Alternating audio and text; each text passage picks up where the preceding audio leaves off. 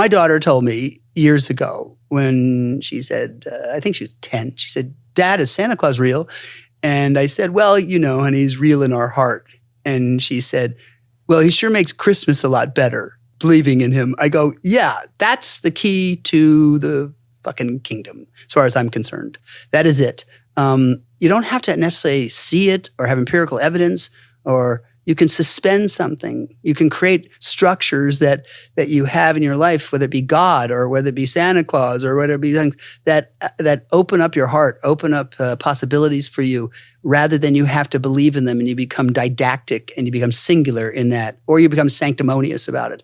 And so for me, that is really the key to the kingdom, that you can use creative interpretations for yourself that open things up and have you move in a different direction.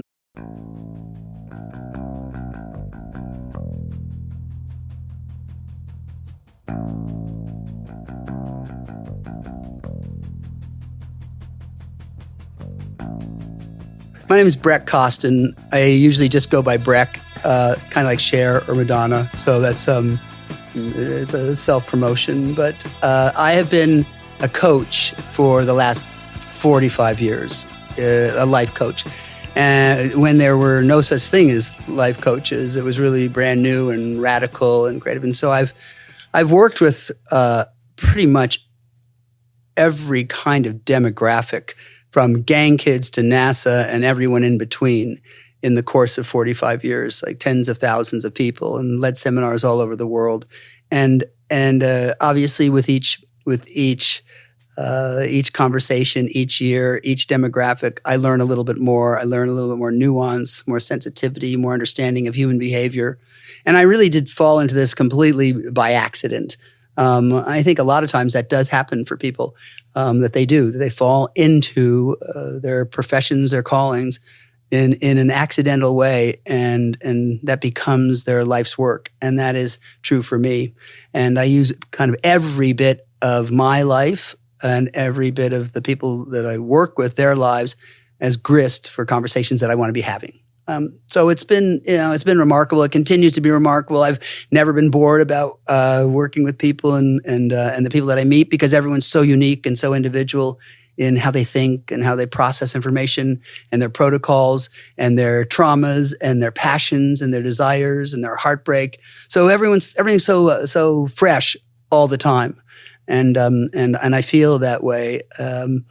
And as I've gotten older, hopefully I've gotten more wisdom and better delivery and more nuance. And so this is a conversation that I've wanted to disseminate.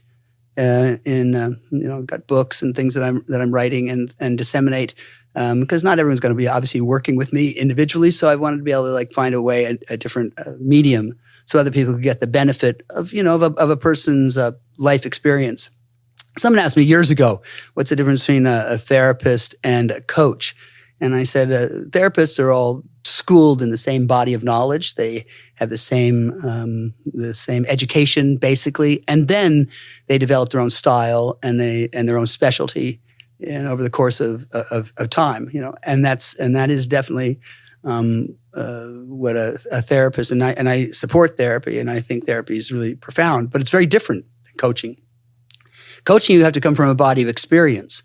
You have to have done enough, tried enough, lost enough, worked at stuff. You have to and you have to pretty much be covering most areas.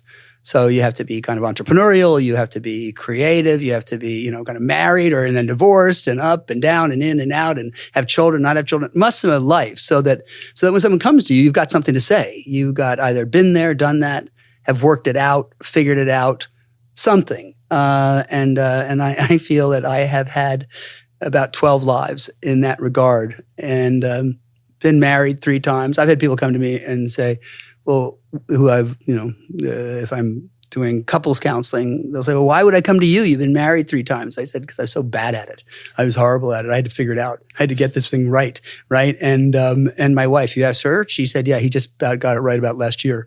And that's 27 years with my third and final wife, I'm going to say. So this is a forum for us to start to open up what is this work and what does it look like and how does it look? And we're going to have, people come on that I've coached and I've worked with and we'll talk and we'll have casual conversations. And out of those conversations, there's things that emerge, things that, people can't see. And I'm always working with what people can't see or, don't know that they don't know, or, I'm working behind the scenes more of what people aren't saying. I've always find that much more fascinating what people aren't saying than what they are saying.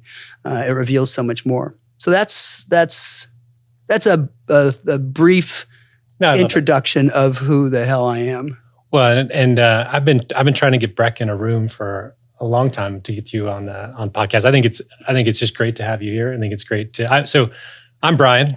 I'm the other part of this. Great to have me here, as if this is Brian's house or home, I know, right? His show. But I'm here because I've been in your work for I can't even, maybe 20 years now. It's been a long time, right? And I've been able to see how amazing it's been in my life and what it's revealed in my life and what it's enabled for me to achieve and all the issues and challenges that I've had and navigated because of your help. And I just love that we get the chance to kind of have this dialogue and help steer through different conversations with our guests, with thinking about the different skills we can share with people that we've learned, that I've learned throughout all the different years. I get concerned though when someone introduces 20 years and they're going, "Oh, great! It's taken 20 years for someone to get this. This is not a good introduction." And I do have people go, "Been working with Breck for 15 years. I knew been working with Breck for 17 years." They're going, "Is this some sort of cult that this No. mini cult? He's got a mini cult running." When I thought about introducing myself, I thought, how long is it going to go before Breck introduces and starts having to make the introduction for me myself? Yeah, pretty much. I'm going to step on that introduction. So how about you introduce me? All right, I will. I'll do that. Let's do that. So, but you're going to have to correct me because I want to, Yeah. I'm prone to hyperbole. Okay, so I go might, ahead. Just exaggerate about a few things and say things. You got to correct me, right? Yeah. Okay. Someone asked me years ago, this woman that was there, she says, "I think this is a cult that you're running," when I was leading a big seminar. And I said, "I'm going to show you how it's not a cult." And she said, "How?" I go, "Get out." I said, cults are trying to keep you in. I'm trying to get people away. So someone also said, "What's the greatest act of love for Breck?" Not inviting him to something. So I become quite isolated as time goes on. So Brian, who's Brian? First of all, in terms of quality and characteristics, which I think is an essential part of an introduction, is he's one of the most generous, creative people I know, kindest people I know. And he has taken the work and integrated it into his life. I've known, as I said, Brian for 20 years, and he was, much younger, and he literally came from, I was leading a seminar in LA, and he would come from Bakersfield. He'll drive down an hour and a half or 2 hours or whatever that is, right, to attend a 2-hour seminar. And that level of dedication to discovery, curiosity, learning something has been the hallmark of his character and impressive. And he has tackled his life in every aspect in exactly the same way of dedication, curiosity. Super smart. Brian's one of the smartest people I know. He's not only got, great leadership skills, but he's also an engineer, and he's been trained in that way. And so he works for Chevron. He was just leaving Angola just now. He's running the asset in Angola for Chevron, and now he's moving to London with his family. And he's the wonderkin at Chevron. They've got him earmarked, for, much bigger things. And he's looking at, how he's going to be involved and what he wants to do, because he's got multiple interests. But, it would be great to have Brian, be the CEO of Chevron because of the qualities and characteristics he has as a human being and as a leader, and the compassion and understanding. These are the kind of people we want running oil and, major oil and gas companies, right? And so he also is married, and has been married for a long time, and has 3 beautiful daughters. And so his life is an exploration in his development all the time, and how he can become better and better and better as a man. And my 18-year-old son, people ask him all the time, "What kind of man do you want to be?" And I think it's just a great question, right? For someone to be curious about, well, what kind of man do I want to be? What kind of person do I want to be? And that is Brian's touchstone. He's always looking at what kind of man he wants to be, and he's just an extraordinary person. So he and I have decided, because Brian's such a, he's such a great proponent of the work, and he's so driven, and it's so integrated into his life and his family, and it's been so successful for him that that he said, well, I want to do whatever he can to assist you in getting this out and talking it out, and what can I do, and this is what we came up with, right? We said, well, let's do a podcast. I wrote a whole book called The Core Series, which Brian has organized. I have a memoir that I've written. I've got a lot of things that I've written and that are coming out, that I'm putting out, and Brian's been a very, very much of a catalyst and proponent for that. So that's who he is. Yeah, and what I loved about the introduction is one of the things you highlighted is. It wasn't my transformation wasn't just an epiphany. One of the things I think you said is epiphany is just the beginning, right? And then it goes into having to organically actually get the work, and then beyond that, you have to actually integrate the work, and that could take depending on the lesson, it could be very quickly, or it could take a long time depending on the lesson and how many times you have to learn that lesson. Yeah, no, that's for sure. I always say, epiphanies are like a dime a dozen, right? Hey, what I noticed is, and that's great, but then it's got to be going to structure and discipline and habit. Right? And then drive, to bring that into existence. Not easy to change. As soon as someone introduces a change, what they introduce the breakdown. That's the very thing that they introduce. As soon as they introduce this is my commitment, they're going to also introduce at the same time all the things that they need to provide and do in order to fulfill on that, right? And so people don't realize that when they make commitments, the very thing that they're doing is, is introducing all the structural breakdowns that are going to take place. So as you said, the epiphany is one thing, the commitment is one thing, but it's really the follow-up and the follow-through where people, they don't have the spirit or the verve. They'll just default back to their original behaviors. Well, and the other thing you've said, which I love, is don't believe, you have to believe in something to get the benefit from it. You can subscribe to different conversations and have those conversations just for the creative learning, right? And depending, you could be following one set of thoughts and teachers in the world, and get a lot of benefit from what they have to say based on just what you do to go into it, whether it's curiosity and whether your commitment is to learn or your commitment is to try and integrate that into some type of lesson. What the hell are you saying? Well, what I'm saying is... Sorry. So No. Wait, let me do some creative translation about what you just said. Yeah. Right? Brian's always just too smart. That's the problem. And I have to dumb it down because I used to be blonde. I'm now gray, but I'm still blonde in terms of there's a few shades in there. Yes, where I totally, am able to translate really smart things into really simple text. So my daughter told me years ago when she said, I think she was 10, she said, "Dad, is Santa Claus real?" And I said, "Well, honey, he's real in our heart." And she said, "Well, he sure makes Christmas a lot better, believing in him." I go, "Yeah, that's the key to the fucking kingdom, as far as I'm concerned. That is it. You don't have to necessarily see it or have empirical evidence, or you can suspend something. You can create structures that you have in your life, whether it be God or whether it be Santa Claus or whether it be things that open up your heart, open up possibilities for you, rather than you have to believe in them and you become didactic and you become singular in that, or you become sanctimonious about it. And so for me, that is really the key to the kingdom, that you can use creative interpretations for yourself that open things up and have you move in a different direction. And I think that's what you're saying. You don't have to believe in them or have empirical evidence. You can suspend that as a creative act, a structure. I mean, that's my relationship to coaching. I mean, and my clients, we have structures where I feel like I'm 5 feet in front of them in terms of what I know.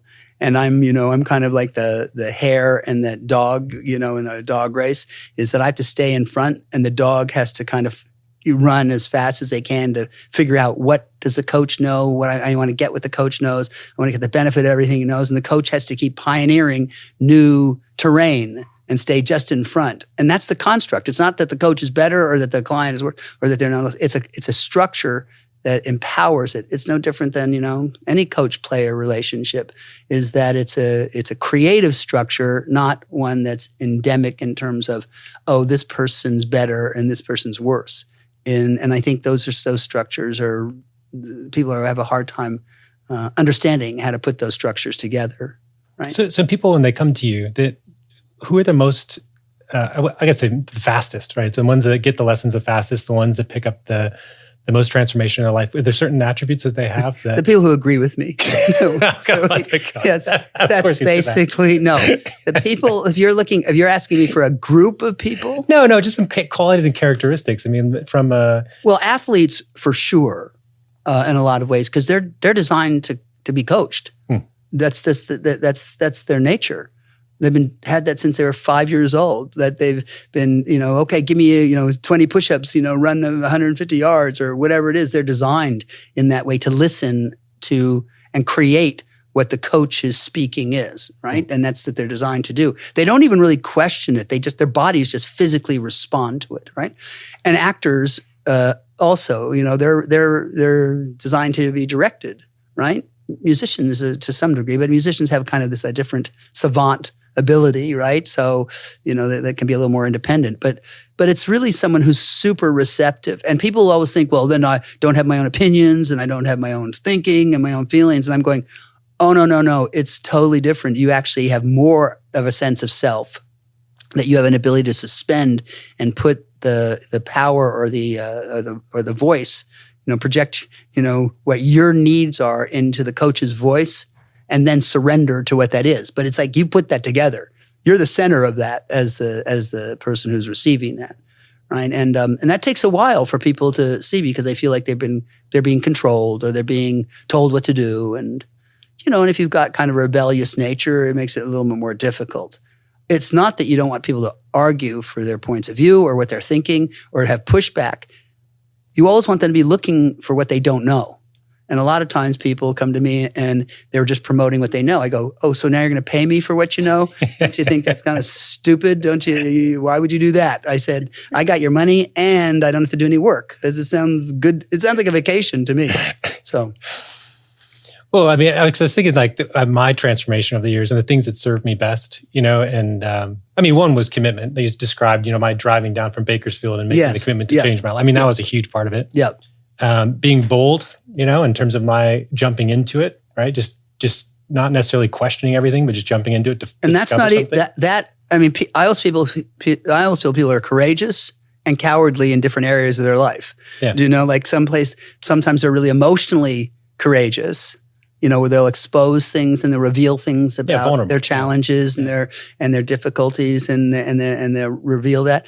And then some people are financially bold, like they'll take risks, right? When the market's, going down, they'll they won't sell, they'll buy more. So, and then people are creatively bold. So people are bold and cowardly in different areas. And so part of the work is to kind of get someone to be bolder in the areas that they haven't been, right? So, so your point. And I was thinking too that when I look back, I also was vulnerable, right? I was, to some degree, I was turning my belly up a little bit sometimes in, not in a way where I'm like vulnerability, like you think like I'm crying in the corner. It's more, I was going into parts of my life where I just felt uncomfortable. Like right now on this podcast, right? Like this is not my normal space of operation. Like I'm you can probably tell. We noticed. Yeah, thanks for that. So, but like I'm going into places where I don't know, right? Yeah. And the level of discomfort and because of that, like I have to learn. And it's almost like being an explorer to some degree. You have this natural sense of like you don't know what you're going to get going into it, but you forge ahead anyways, right? And it's not, maybe vulnerability is not the perfect word for it. Was a level of like, No, I think vulnerability is, because I consider people I think vulnerability is a very bold quality. I think it's got intelligence and it's got direction and it's unreasonable in terms, and it's intimate in a public forum. It's got lots of really extraordinary aspects to it, right? And people confuse vulnerability with weakness. I always see these different arcs that have taken place over time, right? In terms of human behavior, cultural behaviors. It used to be like, oh no, you're a man, can't show any weakness, and you've got to we walk through the snow, run 10 miles to school, and I did this, and that was the quality that was required, right? And that was at a particular time, and that was all about will. Right, and people had this the cultural articulation, that strong will was great, right? Then kind of the 60s entered into it, and then feelings became more relevant. I'm sure with the advent of psychedelics, right, and other things, it opened up a whole things about, how you move to your feelings. Like, I don't feel like going to college. I don't feel like this. I feel like getting in a car. I feel like going to Woodstock. I feel like doing this. So your feelings drove the culture more at that time, right? And then that moved into more 80s and 90s. I see where there is these cultural influences where it was like, it wasn't will, but we had something to say about our circumstances. And that's when self-help really, was born. When, I can impact my circumstances. I have something to say about it. It's not will as much it is a creative conversation and goals and intentions. And that became the whole cultural move in that. And now we're in a whole other conversation, which has to do with more allowance, because it's so uncertain. We're in such an uncertain time that we have to work on what we don't know that we don't know, and how can we create and invent from less control rather than more control? How can we allow things to happen and set things up in a different way? So it's each decade, each time calls for a different behavior, cultural behavior, right? So you can also always see where people are more successful in different decades because, some people are like dinosaurs. They're still dragging a different decade into the current one, right? And that's what age is always, is that someone's still attempting to drive their own, currency when actually it's bankrupt. Yeah, just using the same hammer over and over again. Yeah. Well, and I just, because I'm thinking about what if I'm listening to us, what do I want for someone to listen? And I want them to explore. Like, I want them to have a creative conversation, right? And we'll talk about our next episode, just talking through where people begin their life, and from their conclusions and living out of their conclusions. But I want people to have more of an explorationist type attitude in the world, and whether that be this work or whether it be a different type of work, whatever they're trying to do to catch some light, in their life, that opens them up to something new, some possibility that they didn't know existed, which is really what your work has done. It's you've opened me up to possibilities that I didn't know existed. There's a lot of sections of town that I had already ruled out by the age of 20, that I would never get to have access to those sections of town. And over time, the possibility of all that, I started discovering that that's actually possible. There are things that are possible, but my behaviors are getting in the way. Myself's getting in the way. Yeah, I mean, and I also think there's. I do. I drive possibility as one of the major themes of the work that I do. I don't believe in positive thinking, right, at all. So tell me the difference between positive thinking. Positive thinking is usually some sort of affect, some sort of strategy for someone to bypass. It's like hope, to bypass what really is required for the situation. So someone goes, okay, I'm just going to I'm going to think positively about this, not to denounce certain things that are out there, but why not? Like The Secret was all about that. Like someone goes, I'm just going to think, of abundance and it's all going to happen. Really? If that happened, there'd be a lot of things you could affect if you could just think things and shit happened, right? So, I mean, that'd be great if that was actually way easier. If that was much easier, and that'd be great, People get laid a lot easier if that shit happened, if what you thought about, and it actually happened. So that's not critical thinking. It's got no intelligence behind it. So positive thinking has that aspect to it. It bypasses what's required. If I'm going to build a house on a swamp, I better know how to cantilever and figure out, what's required for that foundation so that it's sustainable, rather than I'm just going to hope that it doesn't sink, right? Yeah. So possibility is including the good, the bad, the ugly, all of the elements that are required. And then you introduce actions and initiatives, right? After you've considered everything and put everything into motion. Also, so that's the difference between possibility and positive thinking. Also, we're a culture riddled with options as opposed to possibilities, and people don't know the difference. So options and possibilities are very different. So in a transformational arc or path that someone's taking, what I mean by transformational path is that someone's constantly, like you said, to your point, is being curious, doing an inventory on their life, always disrupting, looking, expanding, looking to see what works, what doesn't work, right? In all aspects of their life. Yeah, creating more possibilities. That's what a transformational life is. Yeah. Well, most people are just generating more options. So we have like, 1,000 things you can binge watch. We have 1,000 different foods you can eat. We have, those are all options, right? And people confuse those with possibilities, right? Those are just a bunch of stuff that's provided that you can actually delve into. Possibilities is where you are creative, growing, developing, moving. There's blue sky to something. So we are a culture of options. And one of the things I say is that your options have to lessen and minimize in order for your possibilities to get greater and greater. And what that means is what was like, I don't know, if like you were drinking every day and then you have to kind of eliminate that option. If you were like overeating, then you have to eliminate. So less and less and less and less, and possibilities get greater and greater. So, but people feel like they're being deprived as opposed to they're creating something.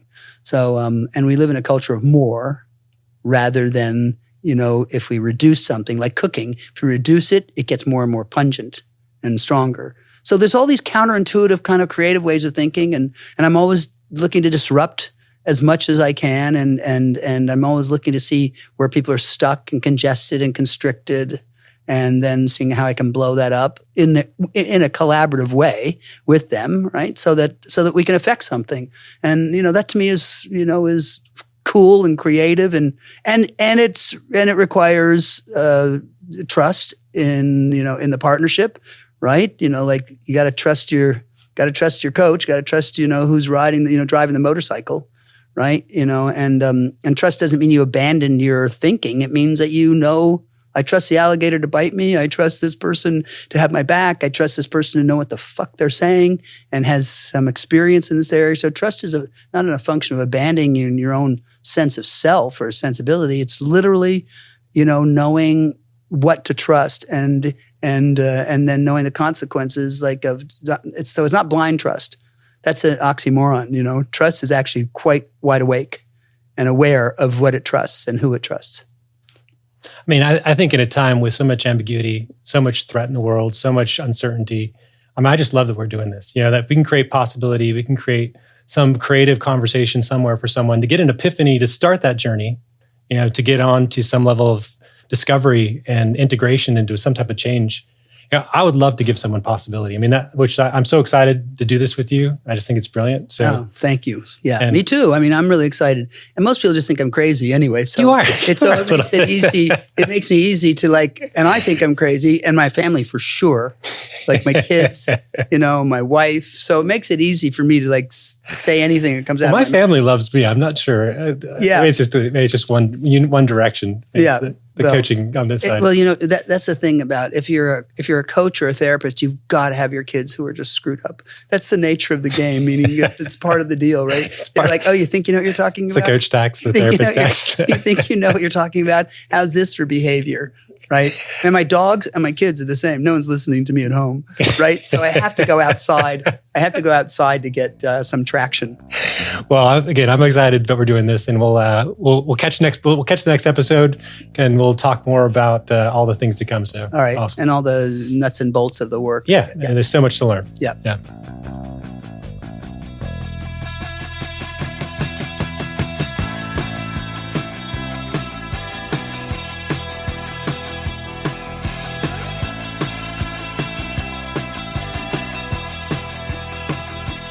This has been a Gradience production.